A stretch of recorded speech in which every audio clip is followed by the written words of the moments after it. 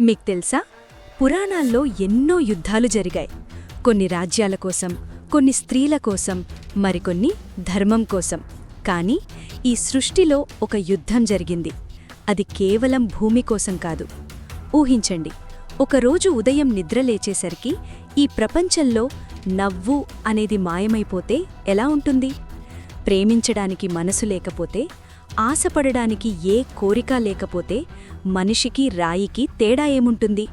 సరిగ్గా యుగాల క్రితం ఈ సృష్టికి అదే జరిగింది. అవును, ఒక రాక్షసుడు పుట్టాడు. వాడు దేవతల ఇళ్లను కూల్చలేదు, కాని వాళ్లలోని నవ్వుని చంపేశాడు. వాడు మనుషులను చంపలేదు, కాని మనుషుల్లోని కోరికని, ప్రేమని లేకుండా చేసి బ్రతికుండగానే శవాల్లా వార్చేశాడు. వాడి దెబ్బకి విశ్వం మొత్తం డిప్రెషన్లోకి వెళ్ళిపోయింది. దేవతలు కూడా చేపులెత్తేశారు. సృష్టి మొత్తం నిస్తేజమైపోయిన వేళ, ఆనందమే కరువైన వేళ, సృష్టి స్తంభించిపోయిన ఆ చీకటి సమయంలో ఒక మహా అగ్నిపర్వతం బద్దలైనట్టు ఒక అమ్మవారు ఉద్భవించింది. ఆమె చేతిలో ఆయుధాలు కాదు, చెరకుగడ ఉంది. ఆమె కళ్లలో కోపం కాదు, చల్లని కరుణ ఉంది. కాని ఆమె చేసిన యుద్ధం త్రిమూర్తులు కూడా చెయ్యలేకపోయారు. అదే భండాసుర వధ. ఆమె యుద్ధం చేస్తే రక్తం ఏరులై పారలేదు, ఆనందం వెల్లువలా పొంగింది.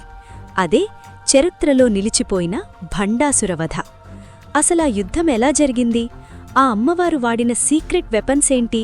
ఈ వీడియోలో వివరణగా తెలుసుకుందాం. ఈ కథ ఎక్కడ మొదలైందో తెలుసా? ఒక గుప్పెడు బూడిద దగ్గర. శివుడి కోపాగ్నికి మన్మధుడు కాలి బూడిదయ్యాడు. ఆ బూడిదలో ఏముంది? ఒకప్పుడు ప్రేమను పంచిన మన్మధుడు లేడు, అహంకారం మిగిలింది. ఆ బూడిదతో చిత్రకర్మ అనేవాడు ఒక బొమ్మను చేసి ప్రాణం పోస్తే పుట్టిందే భండాసుర. వీడు సామాన్యుడు కాదు. పుట్టుకతోనే శివుడి శత్రువు లక్షణాలొచ్చాయి. ఆ బూడిదలో ఉన్న కామం, క్రోధం వాడిలో నిండిపోయాయి. పుట్టగానే బ్రహ్మదేవుణ్ణి ఆశ్చర్యపరిచి, నాకు సగం బలం నాకే రావాలి అనే వరం పొందాడు. అలా పుట్టిన భండాసురుడు శూన్యకము అనే నగరాన్ని సృష్టించుకున్నాడు. పేరులోనే ఉంది చూశారా? శూన్యం అంటే ఏమీ లేకపోవటం. వాడి పాలనలో అలాగే జరిగింది. దేవతల మీద దండెత్తాడు, స్వర్గాన్ని ఆక్రమించాడు. కాని వాడు చేసిన అసలైన డ్యామేజ్ వేరే ఉంది. వాడొక వింతైన మాయను ప్రయోగించాడు. ఒక విఘ్న యంత్రాన్ని సృష్టించాడు. దాని ప్రభావం వల్ల లోకంలో ఉన్న ఆడా మగా జీవుల మధ్య ఆకర్షణ చచ్చిపోయింది. భార్యాభర్తల మధ్య ప్రేమలేదు, తల్లి బిడ్డల మధ్య అనురాగం లేదు, ప్రకృతిలో పూలు పూయడం లేదు, మనుషుల మొహాల్లో చిరునవ్వు మాయమైంది. సృష్టి ఆగిపోయింది. అంతా నిశ్శబ్దం, భయంకరమైన నిశ్శబ్దం. ఒక్క ముక్కలో చెప్పాలంటే సృష్టికి కోమా వచ్చేసింది. ఇలాగే ఉంటే కొన్నాళ్లకి సృష్టి అంతమైపోతుంది. దిక్కుతోచని దేవతలు మహావిష్ణువుని వేడుకుంటే ఆయన ఒకటే చెప్పాడు, వీడిని చంపడం నా వల్ల కాదు, శివుడి వల్ల కాదు, ఆ శక్తిస్వరూపిణి అయిన జగన్మాత రావాల్సిందే అని. అందుకోసం దేవతలు ఒక మహాయాగం మొదలుపెట్టారు. అది మామూలు యాగం కాదు ఫ్రెండ్స్. అగ్నిలో నెయ్యికి బదులు తమ చేతిలోని ఆయుధాల్ని, తమ శరీరంలోని మాంసాన్ని కోసి ఆహుతిగా ఇచ్చారు. అమ్మా, మేం పోయినా పర్లేదు, ధర్మం బతకాలి అని ప్రాధేయపడ్డారు.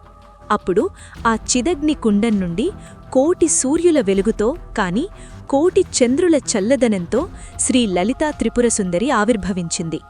ఆమె చేతిలో చెరకుగడ, పుష్పబాణాలు, పాసం, అంకుశ ఉన్నాయి. ఆమె రథం శ్రీచక్రం. ఆమె రంగు లేత సూర్యోదయం. ఆమె ఒంటరిగా రాలేదు.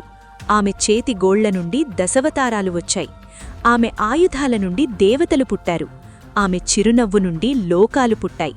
ఆమె కేవలం రాక్షసుణ్ణి చంపడానికి రాలేదు, చచ్చిపోయిన సృష్టిని బతికించడానికి వచ్చింది. ఆమె చిరునవ్వు చాలు ఈ విశ్వాన్ని మళ్లీ పుట్టించడానికి. ఇప్పుడు అసలైన వార్ మొదలు కాబోతోంది. యుద్ధం భీకరంగా మొదలైంది. భండాసురుడు మైండ్ గేమ్స్ ఆడ్డం స్టార్ట్ చేశాడు. వాడు మహాసర్పాస్త్రం వేశాడు. అంటే ఆకాశం నుండి లక్షలాది విషపాములు వర్షంలా కురిశాయి. అప్పుడు అమ్మవారు చిటిక వేసింది.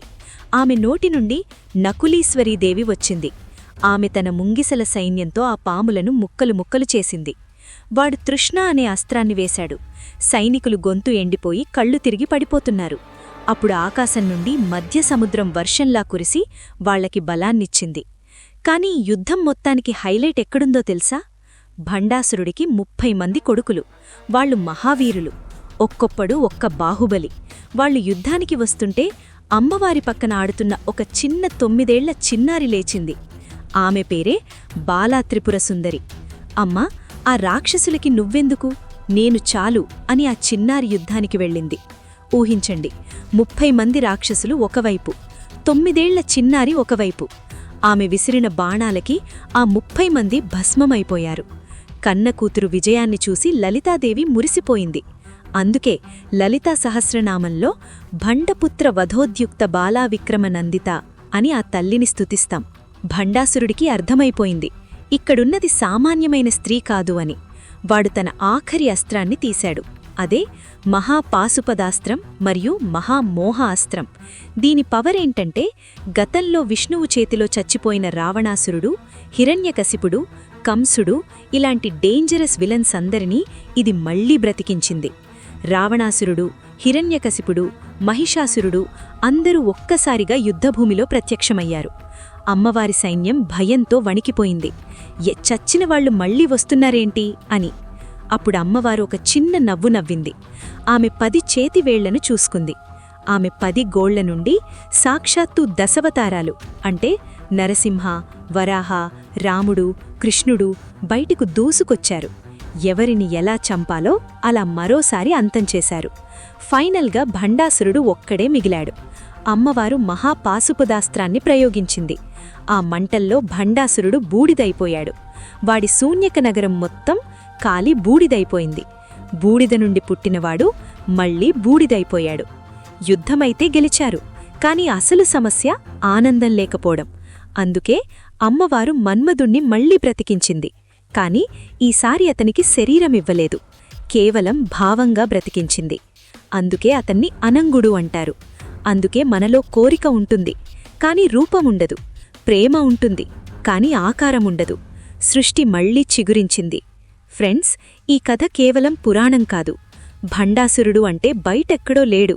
మనలోని బద్ధకం, నిరాశ, డిప్రెషన్, నా వల్ల కాదు అనే భావనలే భండాసురుడు. ఎప్పుడైతే మన మనసు అనే హోమగుండంలో మన చెడు ఆలోచనల్ని కాల్చేస్తామో అప్పుడు మనలో కూడా లలితాదేవిలాంటి విల్ పవర్ పుడుతుంది.